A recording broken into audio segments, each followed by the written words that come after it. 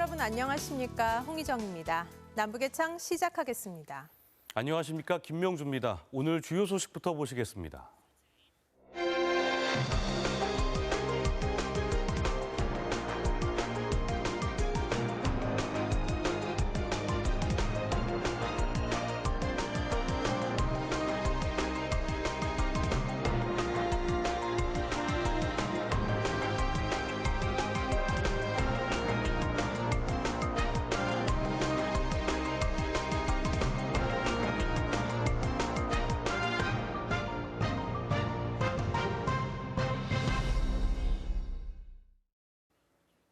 북한 남성 한 명이 지난 16일 새벽 잠수복과 오리발을 이용해 동해를 건너 남쪽으로 귀순해 왔습니다. 군 당국이 조사 결과를 발표했는데 총체적인 경계 실패가 있었던 것으로 드러났는데요. 합참은 경계가 뚫릴 때마다 내놓는 과학화 경계 시스템과 배수로 보안을 이번에도 대책으로 제시했습니다. 하지만 거듭된 약속과 다짐에도 실책이 반복되면서 보다 총체적인 시스템 점검이 필요하다는 목소리도 나옵니다. 이슈엔 한반도 정은지 리포터입니다. 지난 16일 새벽 1시 5분, 한 북한 남성이 강원도 고성 통일전망대 부근의 해안가에 상륙했습니다. 이 남성은 해안 철책을 따라 남쪽으로 이동하면서 잠수복과 오리발을 암석지대에 버렸습니다. 이후 해안 철책 아래 배수로를 통과했고 7번 국도를 따라 5km 정도를 제지 없이 걸어 내려왔습니다. 군은 새벽 4시 16분 민통선 검문소 CCTV를 통해 침입자가 있다는 사실을 인지하고 초동 조치를 취했습니다. 북한 남성이 상륙한 지 3시간이 지난 뒤였습니다. 그리고 3시간이 더 지나서야 이 남성의 신병이 확보됐습니다. 상황이 조금 위중하다고 판단됐으면 아마 금방 보고했을 텐데 그 상황을 아마 출퇴근하는 간부 정도로 생각을 해서 자기네들끼리 조치하고자 했던 걸로 현재 보여집니다. 군 당국은 북한 남성이 귀순 의사가 있는 민간인이고 관계기관에서 합동 정보조사 중에 있다고 밝혔습니다. 하지만 북한 남성의 구체적인 원란 과정과 동기 등에 대한 의무는 가시지 않고 있습니다.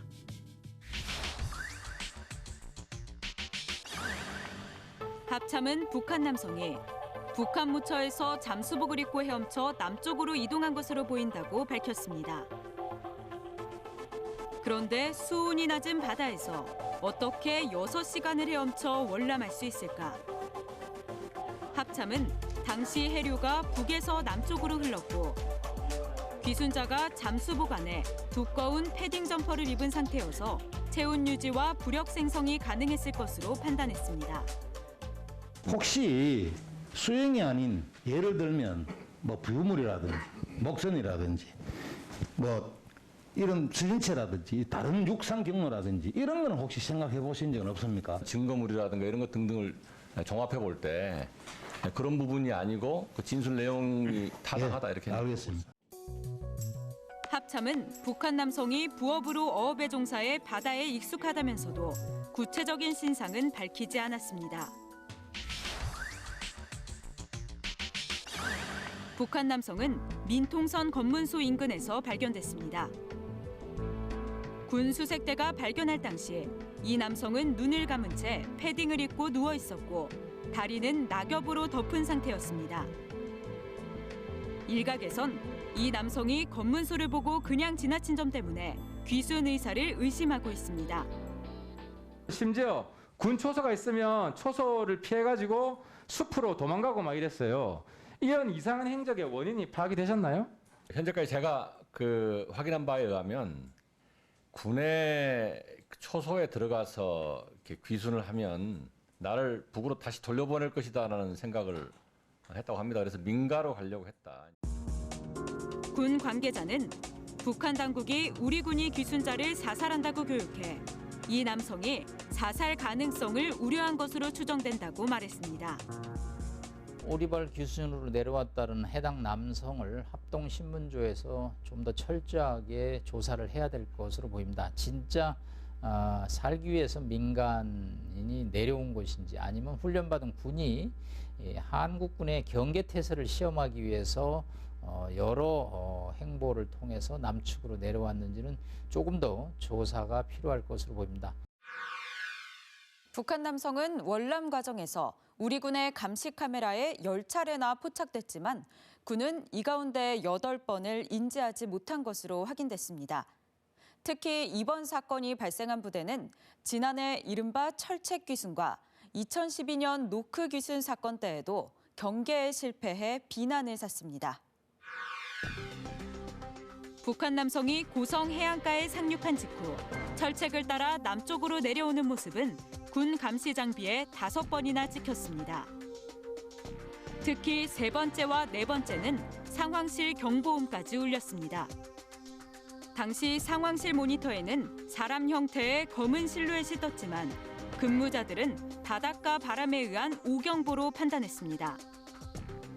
이후 울타리 경계용 CCTV와 민통선 초소 CCTV에 모두 5차례 포착된 뒤에야 군의 대응이 이뤄졌습니다.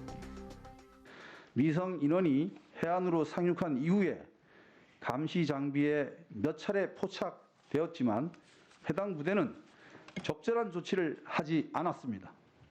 해당 부대는 북한 남성이 넘어온 배수로가 원래 있었는지도 몰랐던 것으로 드러났습니다. 부대 관리 목록에 없는 배수로도 3개나 더 있었던 것으로 조사됐습니다. 지난해 7월 강화도에서 탈북민이 철책하단 배수로를 통해 월북한 것으로 드러나면서 배수로 전수조사가 이뤄졌지만 관리 부실이 확인된 겁니다. 군은 경계 실패를 인정하고 사과했습니다. 확인된 문제점을 포함하여 과학화 경계체계 운용 개념을 보완하고 철책 하단 배수로와 수문을 전수조사하여 보완토록 하겠습니다. 지난해 11월 기계체조 선수 출신의 북한 남성이 동부전선 철책을 넘어왔을 때도 군은 고개를 숙였습니다. 지난 2019년 6월 북한 목선 한 척이 아무런 제지 없이 삼척항에 입항했을 당시에도 군은 경계 책임을 통감하며 재발 방지를 약속했습니다. 경계작전 실패는 어떠한 경우에도 용납될 수 없는 중대한 과오입니다. 우리 군은 다시는 이와 같은 일이 재발되지 않도록 경계작전 시스템을 전반적으로 보완하겠습니다. 하지만 기강을 바로 세우고 경계를 강화하겠다는 군의 다짐은 그때뿐이었습니다. 군은 이번에 AI 감시 장비를 도입해 과학화 경계 시스템을 보강하겠다고 했습니다. 하지만 AI 시스템도 결국 사람이 운용하는 것이어서 근무 기강을 확립해 재발을 막는 일이 급선무라는 지적도 나옵니다. 설마 북한군이 내려오겠냐라는 이제 안이한 현실 의식과 함께 또 평소에 그 과학 장비가 오작동이 많기 때문에 바람이나 또 다른 일방적인 기상 상황 이상으로 해서 작동이 잘못된 것이 아니겠느냐. 이제 그런 상황에 대한 인식 부족이 이번 사태를 초래한 것으로 보입니다. 그래서 일단은 그 경계 매뉴얼을 준수해야 된다라는 교육을 좀 철저하게 강화를 해야 합니다. 북한 민간인들이 남북 접경 지역을 통해 월남하는 사례가 잇따르고 있지만 정작 국내 입국 탈북민 수는 크게 줄어든 것으로 조사됐습니다. 지난해 국내에 들어온 탈북민은 모두 229명, 전년 대비 5분의 1 수준이었는데요. 코로나19 예방을 위한 북한 당국의 북중 국경 봉쇄가 영향을 미친 것으로 분석되고 있습니다. 지금까지 국내에 입국한 탈북민은 모두 3만 3천여 명. 1990년대 고난의 행군 기간 동안 큰 폭으로 늘어났습니다. 지난 2018년과 2019년에도 1,000명 선을 유지했습니다. 하지만 통일부 조사 결과 지난해 국내 입국 탈북민은 여성 157명, 남성 72명으로 집계됐습니다. 코로나 발생 이후 관련국들의 국경 폐쇄가 있었고 이로 인한 인원 이동이 어렵기 때문에 탈북민의 입국 탈북민 숫자가 급감한 것으로 이렇게 보입니다. 실제로 북중 국경을 넘어 중국을 경유한 뒤 태국이나 베트남 등 제3국에 체류하다가 한국으로 들어오는 게 통상적인 탈북 경로입니다. 지난해에는 북중 국경이 통제된 데다 각국의 이동 제한으로 해외에서 국내로 입국하기도 쉽지 않았던 것으로 보입니다. 들려오는 소식에 의하면 일단은 중국에 있는 북한 근로자들, 이 사람들도 북한으로 들어가지 못하고 또 북한에 있는 사람들도 탈북이 용이하지 않기 때문에 지금 탈북 브로커들에게 집 소식을 보내거나 하물며 가족들에게 돈을 보내는 것조차도 굉장히 그 선을 찾기가 굉장히 어렵다는 소식들은 계속 들려오고 있습니다. 코로나19 영향으로 탈북자 구출 비용도 오른 것으로 전해졌습니다. 미국의 북한 인권단체 링크는 탈북자 한 명을 중국에서 동남아시아로 이동하는데 통상 $3,000가량의 비용이 들었는데 이 비용이 크게 증가했다고 밝히기도 했습니다. 초창기에는 300만 원 될 수도 있고 500만 원 될 수도 작게 됐는데 그 후부터 탈북 브로커들이 중국 현지 브로커들이 자꾸 가격을 높이 부른다거나 어려움을 호소하기 때문에 생명 안전을 담보로 비용을 자꾸 높이기 때문에 비용 문제가 계속 커지거든요. 북중 국경을 통한 탈북은 감소한 반면 남북 접경 지역이나 해안을 통한 월남이 잇따르면서 군의 경계태세 확립이 어느 때보다 절실해지고 있습니다.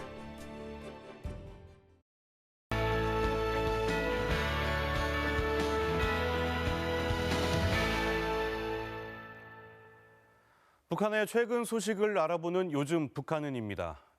김정은 위원장이 최근 광명성절 기념 공연에서 엄지손가락을 지켜세우며 앙코르를 요청했습니다. 간부들 기강을 잡을 때와 사뭇 다른 모습이 포착됐는데요. 김정은 위원장을 사로잡은 노래, 어떤 곡일까요? 함께 보시겠습니다. 1년 만에 공식 석상에 나온 리설주 여사와 광명성절 기념 공연을 관람하는 김정은 위원장. 경쾌한 곡이 흘러나오자 미소를 지으며 노래를 따라 부릅니다. 리설주 여사와 함께 박자에 맞춰 박수를 치기도 하는데요. 1990년에 발표된 친근한 이름이라는 노래입니다.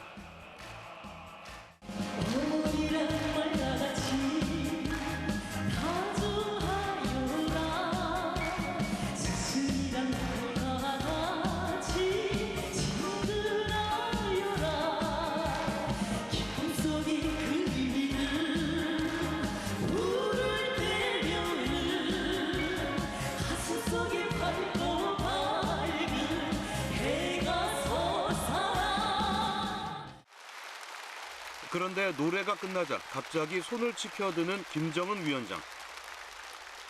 갑작스런 지시에 잠시 당황한 공연 단원들. 곧바로 다시 노래를 시작했습니다.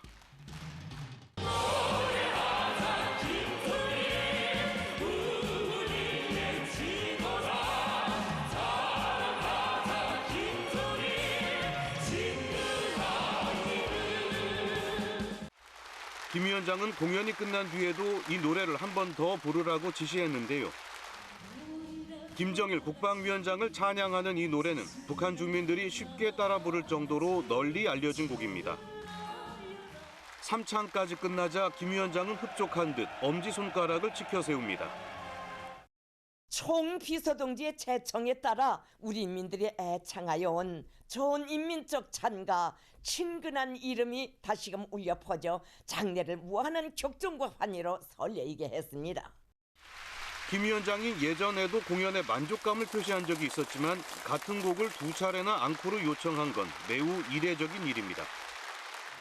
불과 며칠 전 노동당 전원회의에서 경제 부분을 강하게 질타하며 간부들 기강을 잡았던 것과는 대조적인 모습입니다. 북한의 금연법이 시행되고 있지만 김 위원장이 공연을 즐기면서 담배를 피는 모습도 포착됐습니다. 장소에 구애받지 않고 거침없이 감정을 표현하고 행동하는 김 위원장의 모습은 북한 최고 지도자의 위상을 그대로 보여주고 있습니다. 봄이 가까워지면서 평양의 화원과 식물원도 꽃 가꾸기가 한창이라고 합니다. 최근에는 고급 화초 개발에도 주력하고 있다는데요.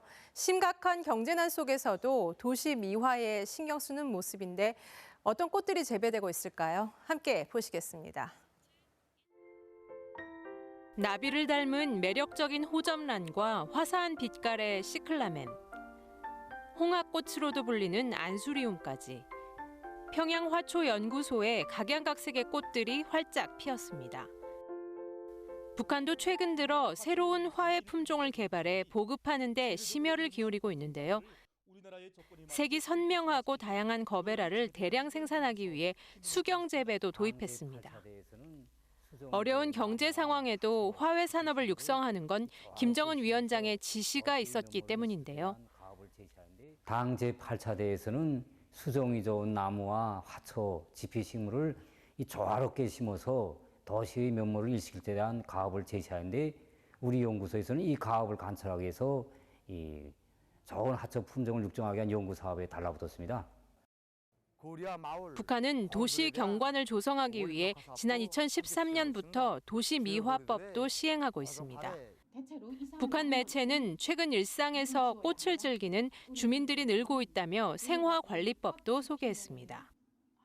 꽃 피는 화분을 창문 가까이에 옮겨놓거나 그리고 햇빛이 제일 잘 드는 곳에 갖다 놔서 해서 이렇게 빛을 충분히 받도록 하여야 합니다. 북한에선 선물을 주고받을 때 꽃이 빠지지 않는 데다 각종 국가 기념일에도 헌화를 하는 관례가 유지되고 있는데요. 북한 당국이 도시 미화까지 강조하고 나서면서 극심한 경제난에도 생화 수요가 꾸준한 것으로 알려졌습니다. 지금까지 요즘 북한은이었습니다.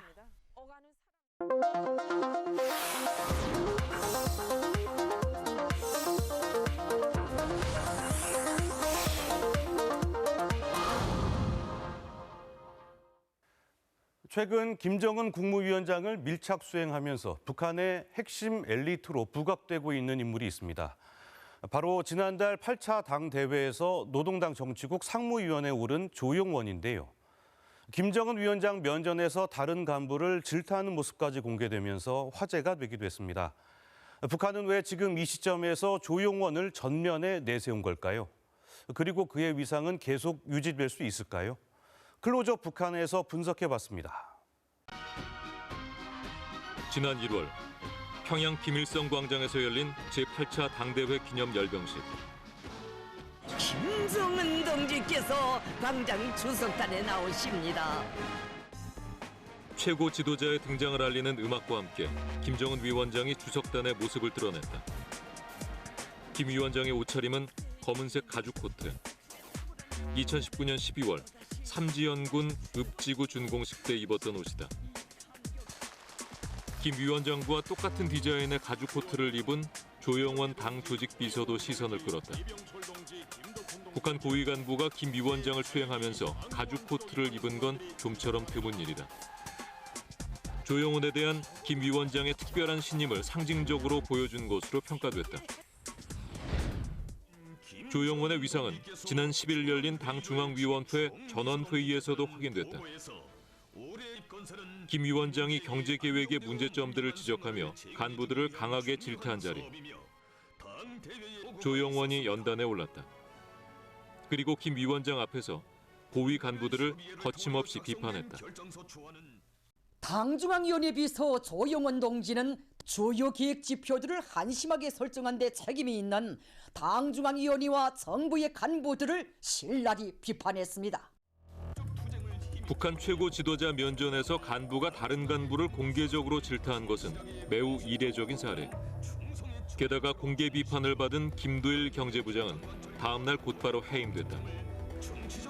김 위원장이 조용원에게 일정 권한을 위임한 게 아니냐는 분석이 나온다. 김두일 경제부장을 세워놓고 조용원이 질책하는 모습을 보여준 모습을 볼 때 조용원은 김정은의 위임을 받아서 김두일 경제부장을 질책한 걸 볼 수 있습니다. 그러니까 당, 정, 군의 이렇게 핵심 요직을 가지고 있는 인물은 김정은을 제외하면 조용원이 유일하다고 볼 수 있습니다. 조용원의 정치적 입지는 지난 8차 당대회를 기점으로 급부상했다. 당중앙위원회 정치국 상무위원회 김정은, 최령해, 리병철, 김덕훈, 조용원.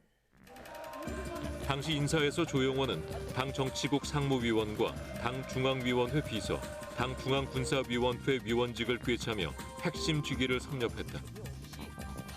그중에서도 정치국 상무위원회는 북한 권력을 움직이는 최고 협의체.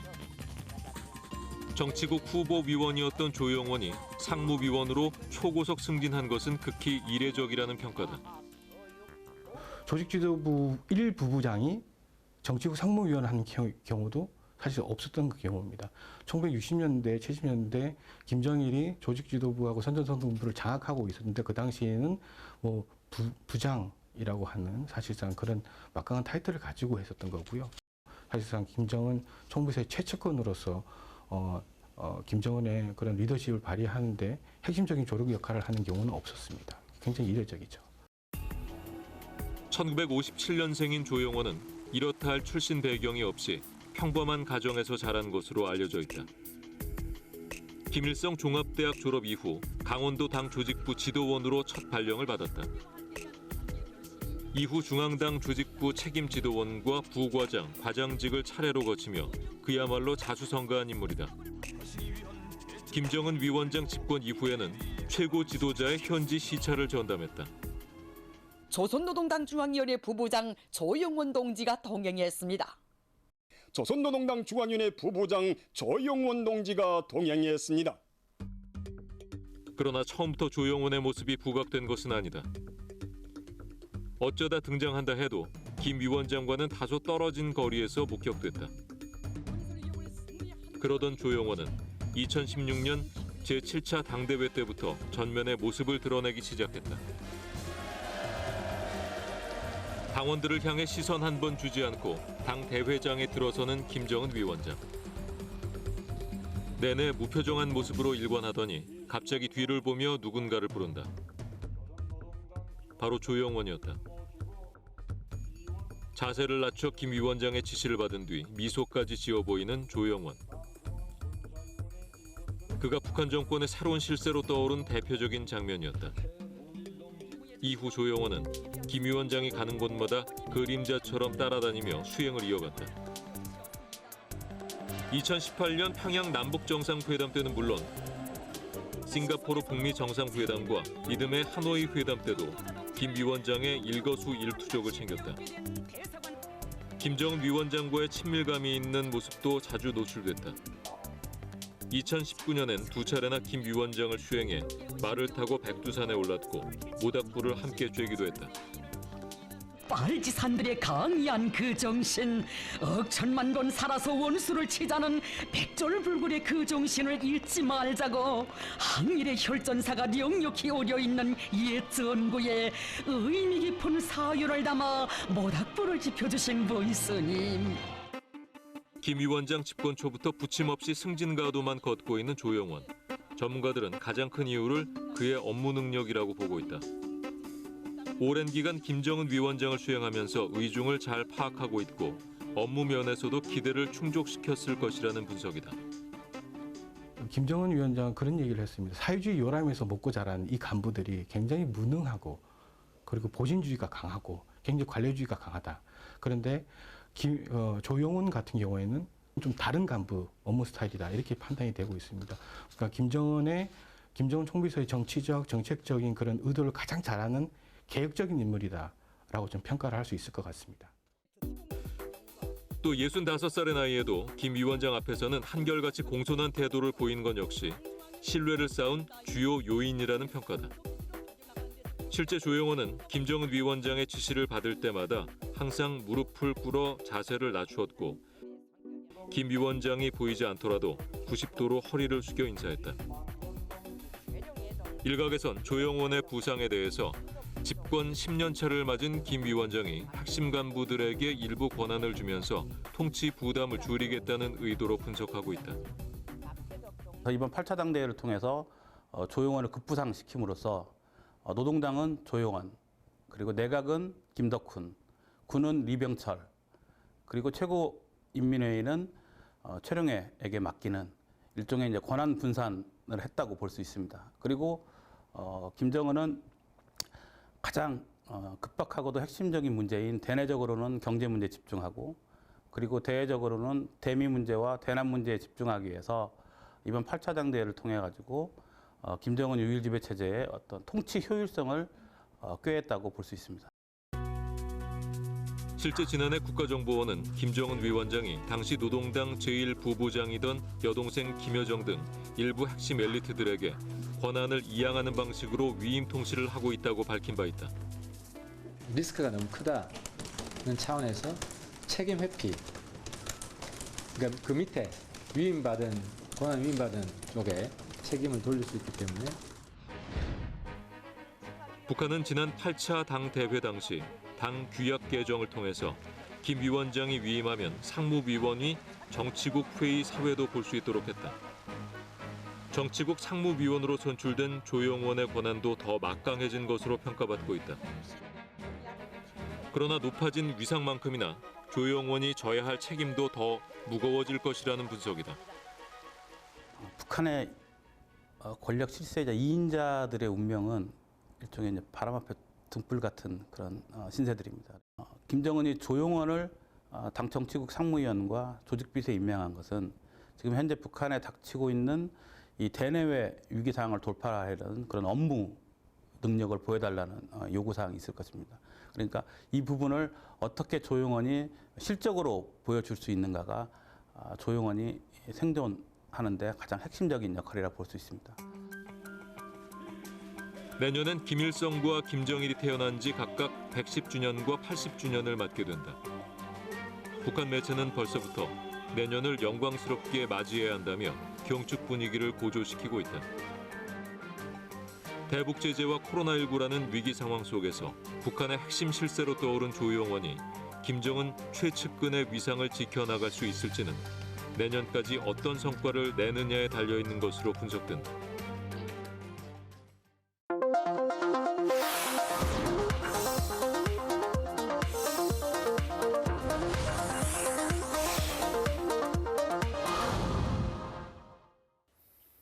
교육부가 전국의 초중고학생 6만 8천여 명을 상대로 통일교육 실태조사를 해봤더니 4명 가운데 1명꼴로 통일이 필요하지 않다 이렇게 응답했다고 합니다.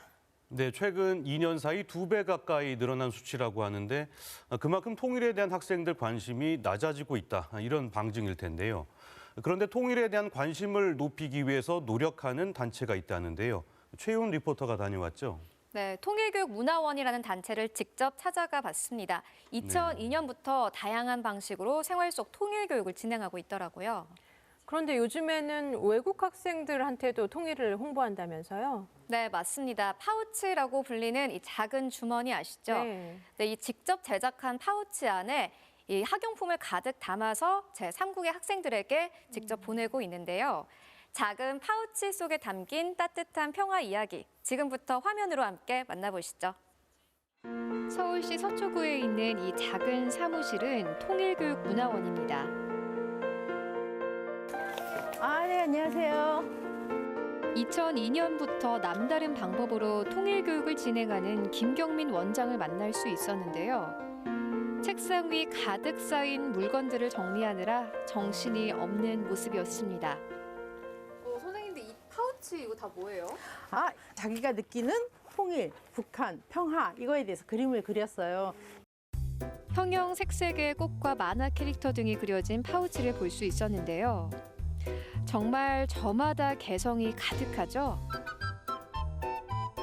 통일교육 프로그램에 참여한 학생들이 손수 제작한 겁니다. 김 원장은 지난 2018년부터 평화 파우치 프로젝트를 진행하고 있는데요.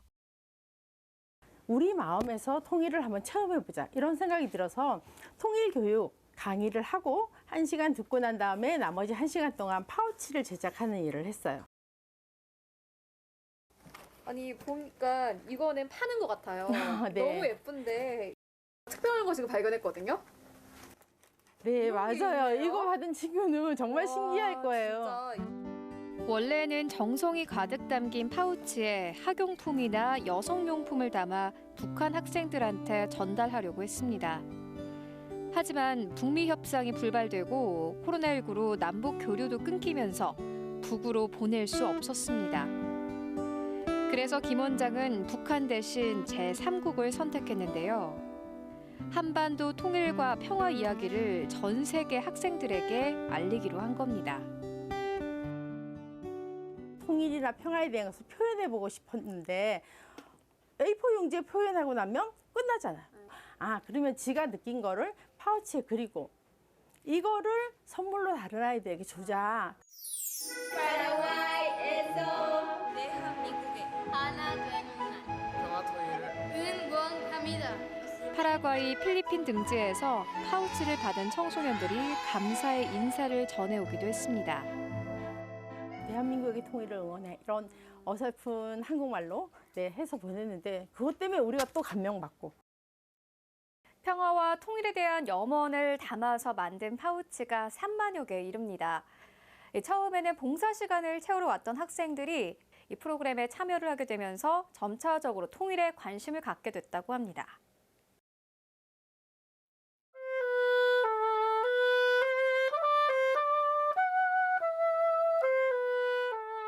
올해 고3이 되는 이현재 학생은 자신의 전공인 오보의 연주를 하며 대학 입시에 필요한 봉사활동을 했습니다.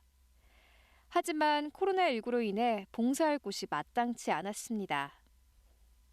여러 가지 찾아보다가 언택트로 할 수 있는 봉사활동이고 또 통일 홍보도 할 수 있어서 뭔가 뜻깊은 것 같아서 신청했어요.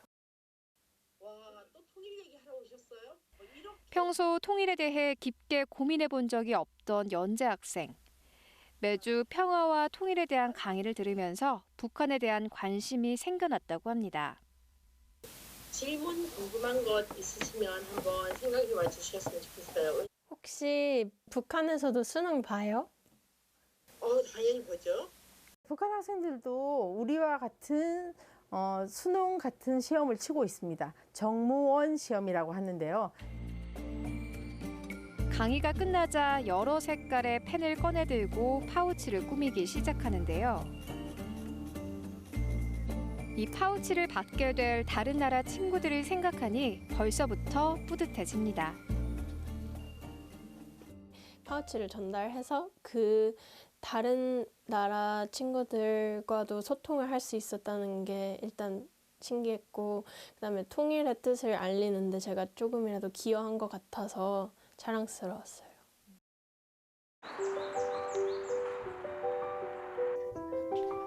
미국에서 고등학교를 다니다 코로나19 때문에 귀국한 황인아 학생. 미대 입시를 준비하면서 지난해 여름부터 매주 1개 이상의 파우치를 꾸미고 있습니다.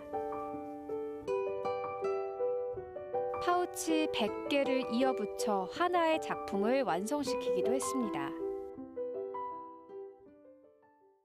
한 사람 개인의 힘으로는 할 수 없고 또 여러 사회가 모여서 함께 만들어가는 것이 평화라고 생각하기 때문에 그런 주제에 잘 맞을 것 같아서 파우치를 100개 만들었습니다. 혼자 작업을 하면서 포기하고 싶었던 순간도 있었습니다. 하지만 자신의 작품을 받고 행복해하는 파라과이 학생들 사진을 보고 힘든 기억이 눈 녹듯 사라졌습니다. 솔직히 귀찮다는 생각은 한 번도 안 해봤어요. 홍보대사가 된 것 같고 왠지 막 엄청난 사람이 된 것 같고 되게 중요한 사람이 된 것 같아서 되게 뭔가 부끄러워요. 이나 학생은 개학을 앞두고 출국을 할 예정인데요. 미국으로 떠나기 전 마지막 파우치를 그리려고 합니다. 북한을 상징하는 목란과 우리나라를 상징하는 무궁화를 그리려고 생각하고 있습니다. 또 우리가 민족적으로 같다라는 그런 의미를 생각해 볼 것 같아요. 정성이 담긴 파우치들은 그렇게 차곡차곡 쌓여가고 있습니다. 학생들도 적극적으로 나서는데 제가 가만히 있을 수는 없겠죠. 제가 이 달라질 미래를 생각을 하면서 파우치에 들어갈 그림을 한번 그려보도록 하겠습니다.